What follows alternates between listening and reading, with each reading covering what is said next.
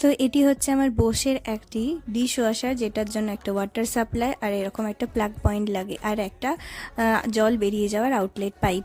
ব্যাস একদম same to washing মেশিনের মতো। সমস্ত এঁঠো বাসন জমা করে রেখেছিলাম বেসিনে, তারপর সব জলগুলো সরিয়ে ফেলে জমা করে তারপর এই ভেতরে দুখানা ট্রে আছে যার মধ্যে সুন্দর করে বাসনগুলোকে আমি এখন সাজিয়ে দেব।